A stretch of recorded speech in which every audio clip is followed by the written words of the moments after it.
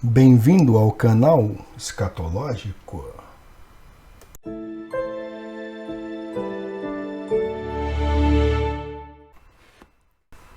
Somos ensinados pela TV, pela mídia, pelo cinema, revistas e publicações dedicadas à falsa ciência, como a revista Super Interessante, que Einstein foi um dos maiores gênios que já pisaram nesta terra.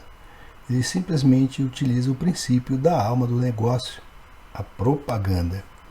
Geralmente as pessoas procuram heróis e pessoas que se destacam para nelas se espelharem. Isto é até um princípio psicológico. As crianças procuram alguém em quem se espelhar. Assim criaram um herói. E também criaram diversas coisas para nos enganar. O princípio desse engano, porém, é espiritual e utiliza homens e mulheres ligados a Satanás para fazerem com que as pessoas sejam escravizadas pelo medo. Porque Apocalipse afirma que Satanás seduz as nações. Ele é o mestre do engano. A sedução se faz também por meio da falsa ciência, cuja natureza já temos discutido aqui nos vídeos do canal. E a sedução se faz através de todos os meios possíveis. Tá? Uma sedução bem interessante é que as pessoas querem ser reconhecidas como pessoas inteligentes, como pessoas capazes de raciocinar, capazes de desenvolverem ideias e conclusões. Então você pega lá um adolescente e aí enche a cabeça dele com um monte de bobagem, tá? Um monte de bobagem a respeito de tempo, espaço, gravidade, neutrinos, teoria quântica, tá? E a partir daí você consegue fazer um discípulo, tá? Um discípulo da falsa religião do cientificismo. Isto é uma estratégia que os defensores, os apoiadores, os difusores da falsa ciência utilizam para cooptar mentes. Tá? Como diz o livro de Efésios, nós combatemos contra forças espirituais do mal nas regiões celestes. Tá? Mas sobre a teoria da relatividade, que é uma parte importante, muito importante dessa farsa da ciência moderna, temos a dizer que o maior suporte para a teoria da relatividade veio a partir do suposto desenvolvimento da bomba atômica. O mundo, de repente, foi informado que um dispositivo atômico tinha sido detonado com êxito em um local remoto de testes no Novo México e posteriormente utilizado em 2 ocasiões no Japão. Entretanto, não existem evidências confiáveis para apoiar isso. Hiroshima e Nagasaki foram aparentemente atingidas por bombas incendiárias, exatamente como 70 outras cidades japonesas. Nenhuma das 2 cidades ficou contaminada pela radiação nuclear ou sofreu uma destruição consistente com uma explosão nuclear ou uma suposta explosão. Os aliados criaram a história da bomba atômica, de modo a lançar o fundamento para uma prolongada Guerra Fria entre os Estados Unidos e a União Soviética. Então toda aquela história, né? Eles romanceiam tudo. Por exemplo, a crise dos mísseis de Cuba. Existe um filme que é estrelado por Kevin Costner, que é 13 dias, o dias de outubro, né? 13 dias que assombraram o mundo, uma coisa assim. E ali eles contam, né? Envolve ali o John Kennedy, o Khrushchev e toda aquela teia de espiões, né? Espionagem. É um filme até que você fica entretido com ele. Tá? Já assisti mais de uma vez. Tenho até aqui o DVD. Tá? Mas chegamos à conclusão que tudo isso é uma grande armação. Como já dissemos, é um teatro. Porque sem a ameaça da aniquilação mútua, a Guerra Fria não teria acontecido. Tá?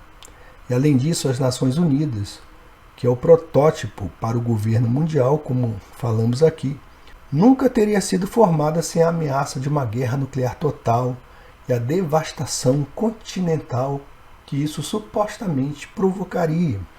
Havia outras razões para a fraude da bomba atômica também. Ela garantiria que a altamente lucrativa indústria de armamentos continuasse a prosperar e enriquecer a cabala de famílias que controlavam o complexo militar industrial.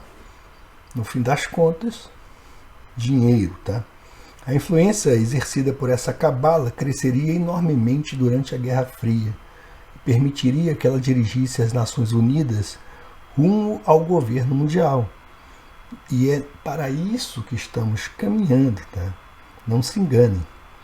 Outro benefício foi a enorme admiração que ela criou para a equação fraudulenta de Einstein. E igual a mc ao quadrado, onde m é massa e c é a velocidade da luz. Virtualmente, todos no mundo hoje já viram essa equação. Ela supostamente expressa a quantidade de energia que seria liberada se a matéria pudesse ser convertida instantaneamente em energia. Mas ninguém sabe exatamente o que isso significa. Se uma unidade básica, como um elétron, ainda é pouco compreendida, é impossível ver como uma equação, por mais complexa que seja, poderia definitivamente expressar como uma determinada quantidade de matéria pode se converter em pura energia. É também significativo que a equação que se propõe a expressar esse processo incrivelmente complexo, vejam, é um processo que, em tese, é incrivelmente complexo. Então, é significativo que essa equação seja tão simples que até uma criança poderia compreender. Ela se parece mais como um clichê de propaganda do que uma matéria séria de pesquisa científica. Vocês devem concordar com isso. Para propósitos de comparação, vejamos algumas equações científicas reais. Então vocês veem aí nessa figura, tá? 3 equações. A primeira é o teorema fundamental de cálculo. Então são 3 equações científicas reais. A primeira é o teorema fundamental de cálculo. Está aí na linha número 1, tá? Então esse teorema permite que se calcule, por exemplo, quanto tempo será necessário para encher uma banheira se a tampinha do ralo for removida e ambas as torneiras forem abertas. Na segunda linha, temos aí a equação da onda.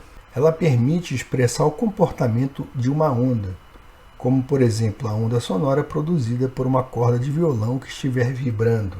A terceira é a transformada de Fourier, que permite que padrões complexos sejam divididos em blocos mais inteligíveis, como a compactação de informações em uma imagem no formato JPEG, por exemplo, para que ela possa ser mais facilmente transmitida na internet.